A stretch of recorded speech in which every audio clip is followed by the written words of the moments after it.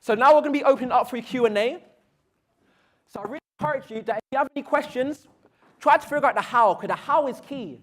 So if there's anything that resonated with you in any capacity and you know how it's done, then I encourage you to ask questions around that. I used to become known as that guy asking questions, because I come to realize that the person who's speaking in front of you, you might not have a chance to ask them that question again. And I get it can be quite intimidating putting your hand up in front of 200 students, but if you've got a question in the back of your mind and you're shy about it, don't be. Fortune favors the bold, so if you haven't got a question, cool, fair enough. But if you do have one lingering, you may regret it. Don't DM me on Instagram after saying you want a question answered, because I will ignore you. Yeah, I'll even screenshot and show everyone. Go on, he's got a question. Yeah, don't be shy, ask questions, man. Like, questions are the answers. That's a book, one of my favorite books. What are your top 5? The ones I applied for, what did I get into?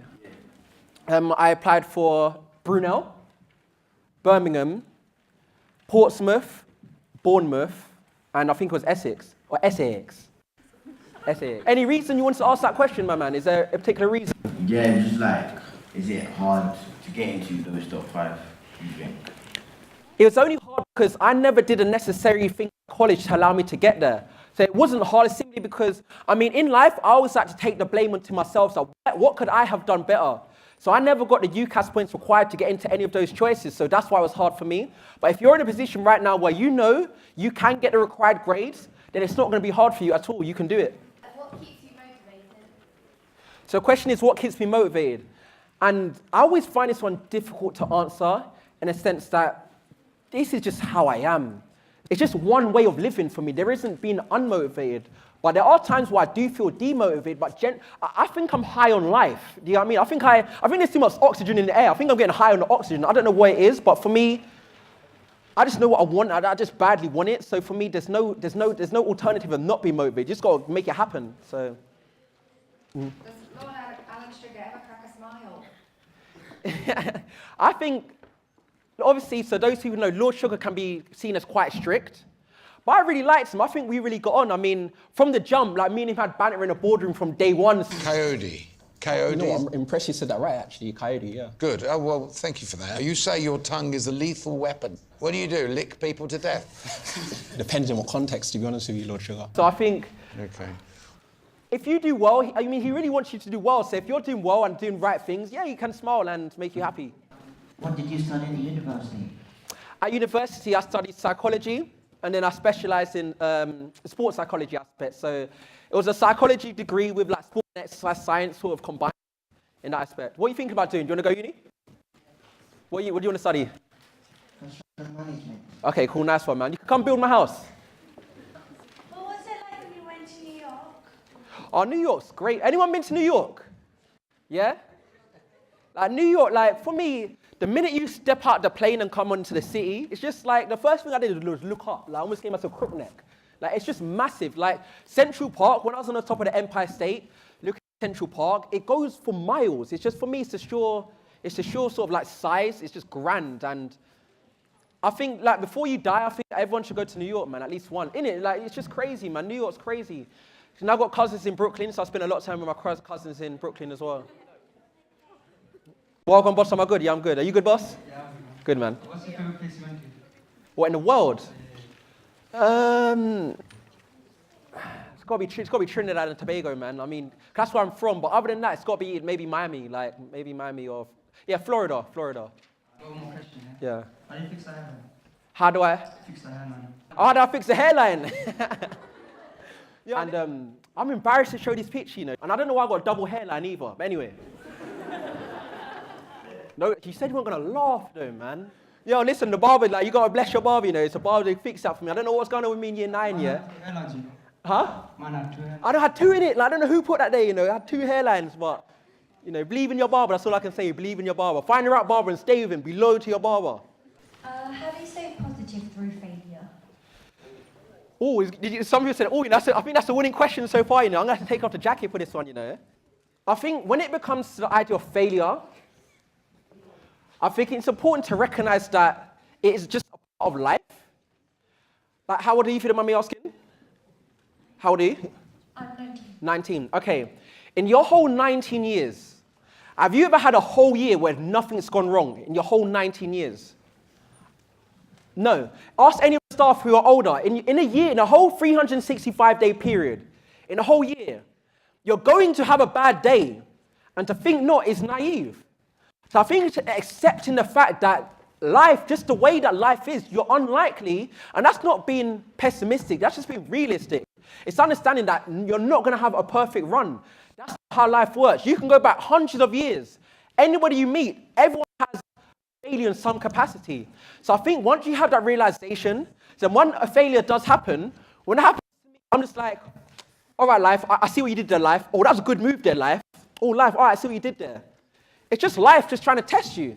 That's all it is. It's just like, you went from school exams to GCSEs to A-levels to B. It's just the next step in life. That's all it is. So I don't necessarily see it as failure. It's just part of life. That's it.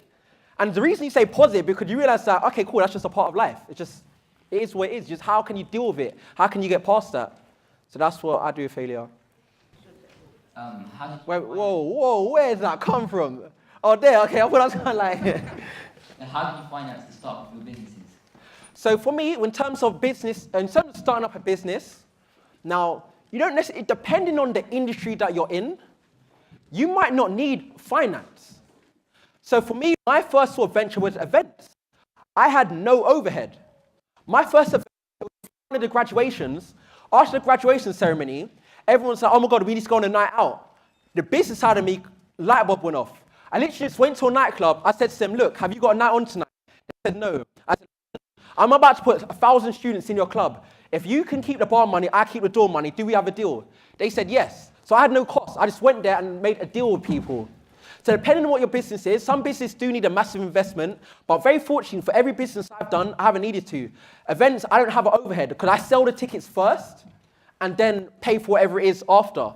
Or if it's a free event, there's no cost. There's no cost in that aspect. Same with houses. I've never bought a house. I go to landlords. I set up a JV with them. I set up a joint ventureship with them. I say to them, look, how many houses you got? 10, cool. Let me take your houses. Let me put them on my books. I can guarantee you X amount of thousands of pounds in rent a year. There's no cost. I take the rent. There's no cost. So fortunately for me, I haven't had any business where I need finance apart from one of the apprenticeship where I wanted to get a $250,000. So depending on what you do, you might not need finance to do it. Do you have a particular idea that you want to get into? Or After sixth form, I want to open my own gym. Gym. Okay, then yeah, you will have costs and you're going to have to get the equipment. So like I said, depending on what industry you're in, and to be honest, I'm not the best person to ask about financing businesses because for me, I didn't want to be in debt in finance. So you really look into that then. But that's a sick idea, gym, man. Make sure you do your market research though. Yeah. Any advice on people with stage fright? Stage fright. Are you interested in going into speaking? Is that why? Or acting or being on stage? Yeah. I think it just comes with the amount of hours you put into being on stage. So I don't get intimidated by any audience number now. Because, I've been speaking since I was like 15, 16. So maybe in my earlier days, I might have felt a bit intimidated. But now it's going back to the question I answered over here about failure. I don't fear failure. I'm here to do a job. I'm here to do something. And once you've got the hours of practice behind you, you've got experience behind you as well. So not only you're confident from your experience in the past, but it's like, yo, you're just coming here to chat. Do you get what I mean? Like, I'm not intimidated by being in this room. So the more hours you put in, the less likely you are going to get stage fright. What are you afraid of? What am I afraid of? In any capacity? I think that, I don't know, I don't want to necessarily be here macho and say I don't have any fears, but I don't know whether it's fear. There's just some things, I wouldn't necessarily have fear. There's things I just don't want to happen. Like, I don't really know if I have any fears as such. Like, what are you afraid of? Like what? Okay. No. To be fair, you're overcoming your fear right now by answering these questions, so that's good. I don't know. I think there's just different circumstances in life where I'll be less confident than in others. I think that's it. I don't know if I have any fears as such. It's not like I'm scared of spiders or anything like that. I don't know. There's just some areas of my life I'm more confident, and some I'm less confident. But even once I'm less confident in, I'll still do it anyway if that's what I've got to do. So yeah. That had me thinking. I might have an answer for that next time maybe. What am I afraid of? What am I fearful of? What's your next step from now? So my step from now is taking my speaking to only just doing it in terms of in public, but I really want to, I think it's important for anyone who wants to go into business to really utilize the power of the internet and the power of internet marketing. So for example, I can deliver this 45-minute talk here, or I can do it online, and that can then last for a long time, and I can market, I can sell different courses, all of that online, so doing the same kind of speaking, but on a digital platform. So that way, when in terms of leverage, I can only be in one place at one time doing a talk. However, if I have a course online, that lives forever. So it's looking at more using it in terms of a passive income. So I think that's kind of the next stage is once this rush from The Apprentice dies down a bit, like it's been mental over the last few weeks, I'm going to be looking into that a little bit more. Do you think you'll sidetrack into any other industry? Oh, 100%. For me, the reason I see myself as an entrepreneur rather than sort of like a business owner, because I like doing I always say variety is the spice of life. I like doing different things. So if it's something that I think is profitable, as well as I might be interested in, then yeah, I'll do it. Yeah, word, I'll do it. Last one over here. Is that okay? Why'd you get fired from The Apprentice? Ooh. And you know what's so funny, yeah? As me and Cameron came into the building, Ruth printed off the picture of me with "you're fired" on it, that hurt. But I got fired in week 7 out of 12, unfortunately. I can stand here and make excuses, but I always like to take my responsibilities on the chin. So I went around selling our gardening services. And when I was selling one of our gardener services at bar, I gave it to them too cheaply. I wanted to be really competitive by giving them a good deal, but it was far too cheap, and ultimately that was my downfall. Because Lord Sugar kind of knew me throughout the process from selling really, really high, like donuts. I was shorting them for like £5 a donut. Do you get what I mean? But then when it came to gardening tasks, I sold it mad cheap and lost money. So yeah, he fired me for that, man. But you learn from it. So what do you say? Thank you, I appreciate that. See, I should have got fired. See. Big hand of applause for Cody for giving up his time. Thank you.